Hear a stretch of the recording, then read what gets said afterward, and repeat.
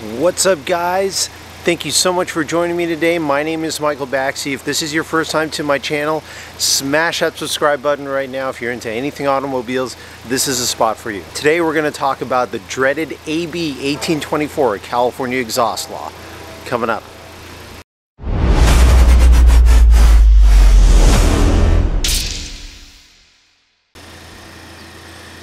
Alright, there she is. Letting her warm up a little bit, making sure we get the engine up to operating temperature. I'm going to take it down the road where it's a little more open so we can talk a little bit more about the AB1824 California Exhaust Law. So while we're waiting for that, do a quick walk around. It's a gorgeous car, absolutely love it. And what do we have over here? That's right, guys. I got more goodies for the car. I'm not going to tell you what it is. You're going to have to wait. But coming soon. It's going to be some fun. So, just a brief discussion here. AB1824 is a California exhaust law that everybody's freaking out about, and for good reason. You know, there's a lot of us that enjoy modifying our cars, and we're concerned, right? Concerned that it's going to interfere with our ability to express ourselves through modifications on our vehicles. Let's go for a quick drive just down the street, get out of the area here, and we'll talk more about it. Alright, engine's up to full operating temperature. Let's get set up and get started. Alright, let's go through a quick overview of AB1824 and what it all entails. More specifically, how it applies to us being sport car enthusiasts, people who like tweaking their vehicles. My biggest concern, as somebody who is also affected by these new laws, is how is it going to affect my ability to enjoy my car. Before, if you were pulled over for an exhaust that was too loud, you could get a fix-it ticket, take it to an officer, they'll do a sound test on your car. If it's not compliant, they'll slap you with a fine. If it is compliant, it's a small fee and you go on your merry way. Now, after AB 1824 has been implemented, it's an immediate fine. So there are a few officers who have devices, sound devices, that are trained to measure the exhaust note of your car, and if they find on the spot that it's too loud, you get smacked with a fine. Now, probably one of the biggest misconceptions about this AB 1824 is that it's automatically a $1,000 fine. I'm not going to go into the full specifics, but in so many words, that is false. Okay, the truth is, there is a series of a bunch of little fines that could add up to $1,000. For example, if it's your first violation, it's a $25 fine for the exhaust being too loud. But then there's a fee for making you go to the referee, there's court processing fees, there's fees for everything.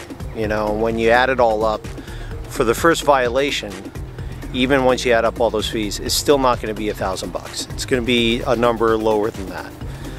I've heard various numbers, anything ranging from, you know, $200-300 to, you know, $700-800 for the first violation, depending on what else they find on your car. And that's the whole point. They're going to nail you for one thing, and then they're going to try and find other things, and that's where they really get you. AB 1824 does not change existing laws pertaining to exhaust noise or sale and installation of aftermarket exhaust systems. This is huge, and it makes a lot of sense if you think about it, because Some of the older vehicles that had stock exhaust on them, some of them got rusted out.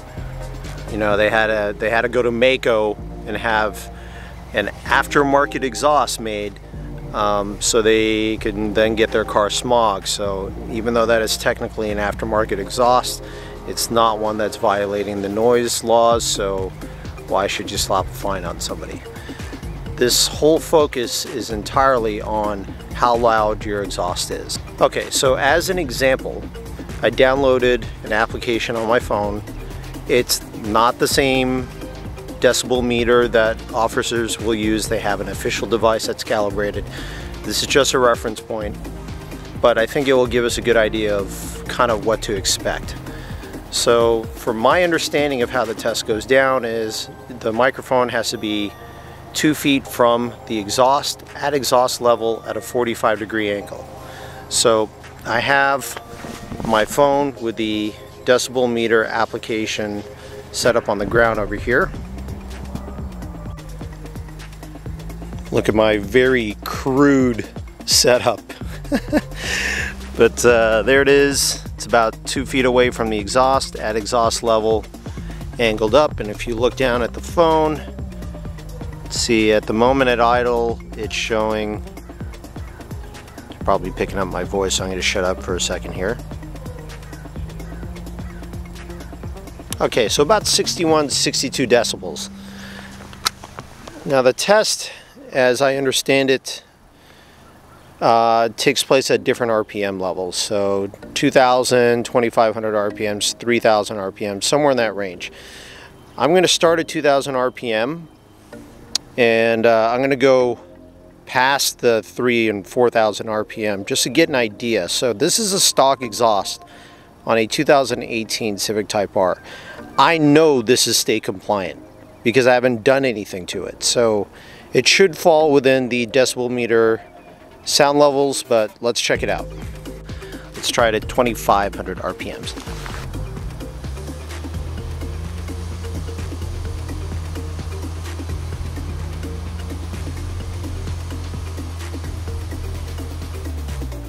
Okay, that was 2,500 RPMs.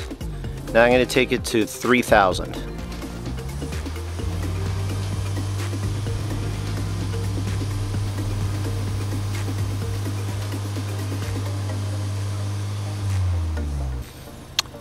So, just for fun, now I'm going to take it all the way to 5,000 RPMs and see what that sounds like.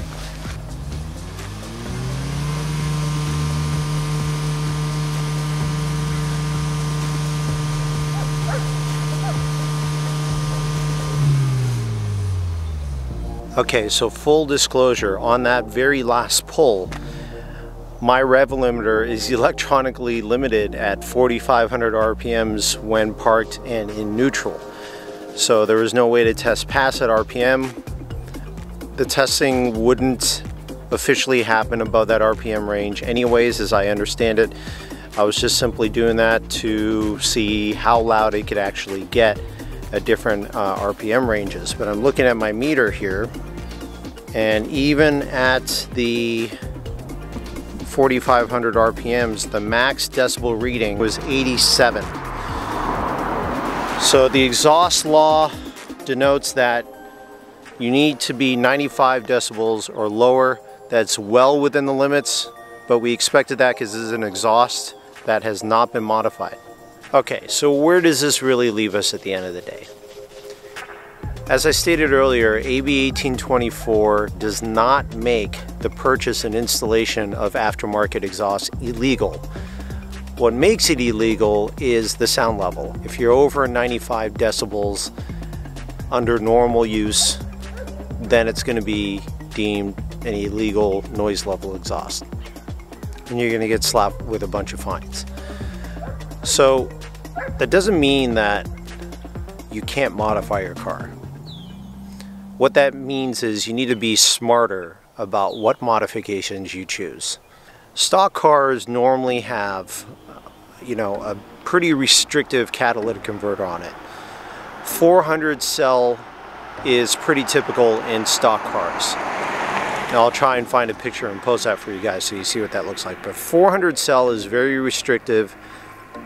It cuts a lot of the emissions out that are coming out of your tailpipe, but it also cuts a lot of the sound. Now, you can either go completely catless, which is not a good idea unless you know you're only going to be using the car for off-road uses, or you can do a high flow cat, and those come in a couple of varieties. You can do 300 cell, you can do 200 cell. Both of those will be freer flowing than the 400 cell stock units. They will allow for more horsepower, they will allow for more sound, but that's where you got to be careful. We already know you can't go catless. 200 cell might be too free flowing and a little bit too loud. Hard to tell. It really depends on your car, really depends on the exhaust you've got paired with it. 300 cell is definitely on the safer side. It's not going to be quite as free flowing as a 200, but maybe that's a compromise. You know, maybe the compromise is going with a 300 cell instead of a 200 cell. That way you still get a little bit more sound, you still get a little bit more horsepower, everybody's happy. And as far as exhausts are concerned, being smart about your exhaust choice is important too. Some exhausts are louder. Try to view as many YouTube clips, just like I do, about aftermarket exhausts that you're thinking about for your car. Don't just go for how the exhaust sounds if you're trying to stay within the legal limits of the decibel meter. Try to be smarter about your choices. So pick an exhaust that maybe is a tiny bit louder than your stock exhaust, but not terribly loud. And that might be a personal choice you'd want anyways, because you don't want a loud exhaust when you're driving. Now, I think it's important not to ensue fear-mongering, which is kind of a big deal these days. Not a big fan of it. So that's the purpose of this video, guys. I just want to share this information with you. Yes, there are laws. They've always been there. How they're enforced is a little bit differently, but it's no reason to freak out and get all scared and worry about this and that. You can still have fun with your car. You just got to be a little bit smarter about it. Make smarter choices and you'll be fine. So I hope this video was helpful to you. Talking about noise levels. That train behind me is kind of crazy. If you're into anything automobiles, smash that subscribe button right now. This is a spot for you. And as always, stay hungry, stay fast, stay tuned. I'm Michael Baxi, and I'm out. You been king, I'm regal, got it in my abyssal. Came through tripping Aquafina, I'm 715, kept a weapon on me. Blow make digits, I'm on my business, stack chicken like what it's gon' be.